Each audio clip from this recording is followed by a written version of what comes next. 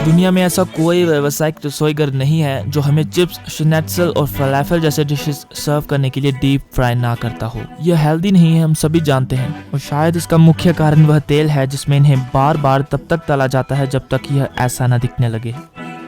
यह वह तेल है जिसमें आप कई दिनों तक दर्जनों बार तलते हैं। पता चला है कि इसके लिए एक समाधान है जो बताता है कि कम समय में उसी तेल को कैसे वापस लाया जाए।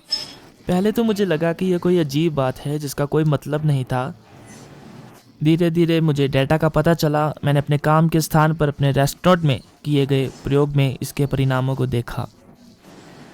मैंने अपनी आंखें मली, मुझे विश्वास नहीं हो रहा था कि ये असल में हो रहा है। और जब मुझे बताया गया बियॉन्ड ऑयल क्या कर रहा है तो मैंने कहा ऐसा हो ही नहीं सकता, यह काम नहीं करता, यह एक धोखा है।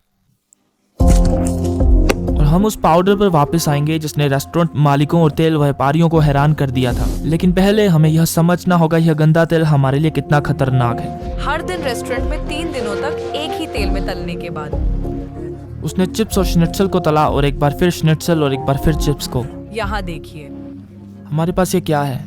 यहाँ पदार्थ बिगाड़ने वाले एजेंट हैं जो तेल में तलने के दौरान स्पॉइलेज रिएक्शन करते हैं। ये जो कण यहाँ डूबते हैं, ये कंपाउंड्स वो कंपाउंड्स हैं जिनमें ऐसे पदार्थ होते हैं जो हृदय संबंधी समस्याएं पैदा करते हैं। मोटापा, high blood pressure, type 2 diabetes. हम पाचन तंत्र में बहुत गंभीर प्रभावों के साथ साथ breast cancer, testicular cancer, lung cancer की बात कर रहे हैं, उन लोगों के लिए जो इन वाष्पों को सांस में लेते हैं। विश्व की 90% जनसंख्या तला हुआ भोजन खाती है।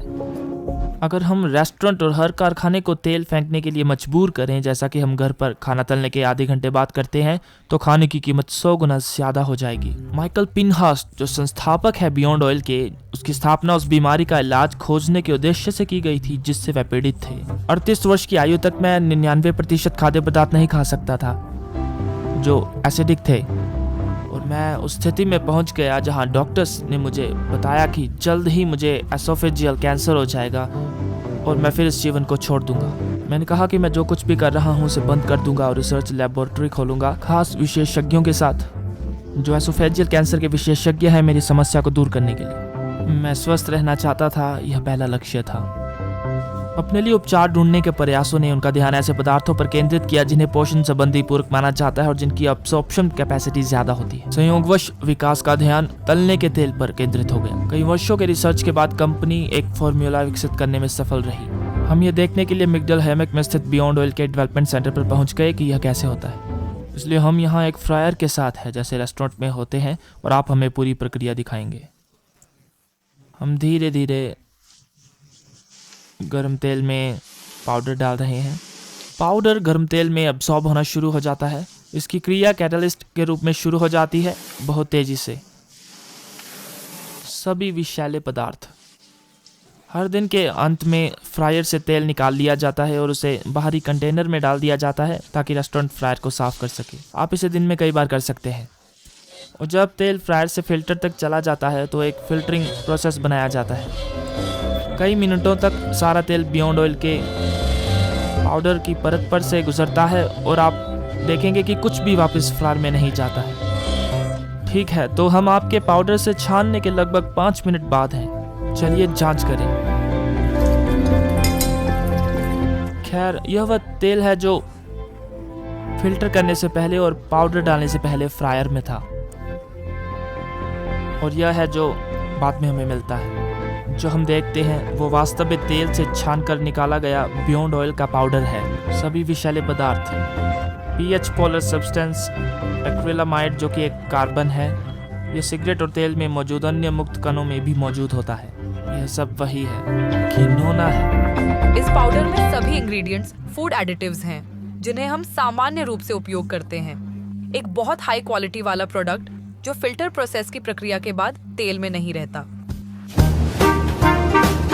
इजराइल में सैकड़ों रेस्टोरेंट ने पहले ही बियॉन्ड ऑयल के पाउडर का उपयोग करना शुरू कर दिया है। मेरे यहाँ हम बियॉन्ड ऑयल से पहले हर 2 से 3 दिन में तेल बदल देते थे। बियॉन्ड ऑयल के बाद हम हर 20 से 25 दिन में बदलाव करते हैं जो हमारा निर्णय होता है। हम इसे जारी रख सकते हैं और 30 या उससे अधिक दिनों तक पहुँच सकते हैं। यहाँ टेमरलिन रेस्टोरेंट में हम उसी तेल के साथ 50 दिनों से अधिक समय तक पहुँच जाते हैं। हमने तलने के लिए चिप्स गिरा दिए हैं। यह तेल 10 दिन से यहाँ पड़ा हुआ है। हम एक क्षण के लिए वाइन ग्लास ले लेंगे। हम एक क्षण के लिए इसकी स्पष्टता की जांच करेंगे। यह तेल 10 दिनों तक प्रयोग किया गया है, विश्वास करना मुश्किल है। इसके प्रभाव न केवल रेस्टोरेंट मालिकों पर बल्कि अन्य लोगों पर भी पड़ रहे हैं, जैसे फंडांगो कंपनी जो प्रत्युक्त तेल के निपटान के लिए जिम्मेदार है। यदि कम तेल निकालना पड़े तो उन्हें कम काम करना पड़ेगा। इससे लड़ने के बजाय वे ऑथोराइज्ड डिस्ट्रीब्यूटर्स बन गए। ऐसा नहीं है कि फेंकने के लिए तेल नहीं है, क्योंकि अभी भी तेल भरा हुआ है और तेल के साथ सभी चीजें ठीक से संभालना जरूरी है। लेकिन ताजे तेल की खपत में 70% या 80% की गिरावट आई है तथा निपटान में भी कमी आई है।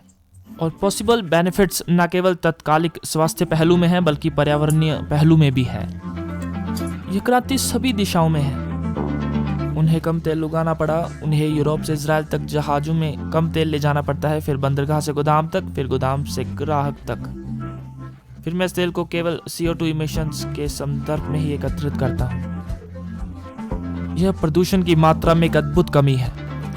सबसे खास बात इस एक छोटी कंपनी बियॉन्ड ऑयल के लिए यह है कि यह दुनिया के सबसे बड़ी फ्राइंग चेन KFC से उपयोग की जा रही है, जो अपनी बाकी ब्रांचेस में पाउडर को एकत्रित कर रहा है। हमारा मिशन विश्व में स्वास्थ्य लाना है। यदि हम अब से एक दशक बाद सफल हो जाएं, बच्चों और जवानों में कैंसर को कम करने के लिए, यहाँ तक कि हृदय संबंधी बीमारियों और अन्य बीमारियों को थोड़ा सा भी कम करने के लिए, जहाँ तक हमारा सवाल है, तो हम सफल हो जाएंगे। लेकिन जो कुछ समय पहले तक असंभव लगता था वह अब बहुत आसान हो गया है। और ऐसा लगता है कि यह केवल समय की बात है जब स्वच्छ और कम हानिकारक तेल का इस्तेमाल करना एक स्टैंडर्ड बन जाएगा।